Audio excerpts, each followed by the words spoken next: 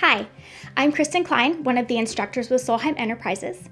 Thank you for joining me for my mini lecture series. Today is part 3 in the series on vicarious traumatization. It does not make you weak or incompetent to admit that you have difficulty coping with the stress and trauma that you experience at work. You don't have to accept these symptoms as the cost of caring or the cost of working in the ER. If you are finding that these feelings are having a negative effect on your personal life, it may be helpful to take advantage of your employer's employee assistance program.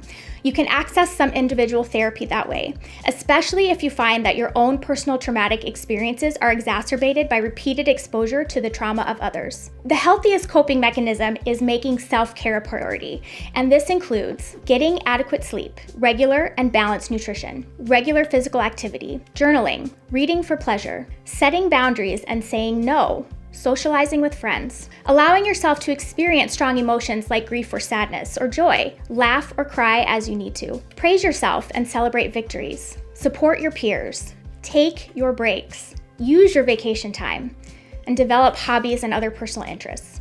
Now, I know all of this sounds easier said than done. As nurses, we often feel like we have to put the needs of others in front of our own. However, there is no reward for suffering or martyrdom.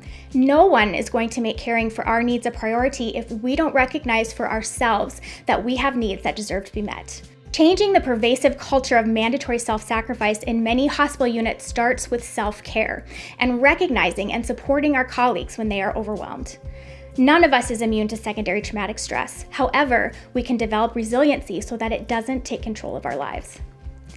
That was part 3 of my series. If you missed the first 2 parts, please make sure you go back and check those out. And thank you for joining me.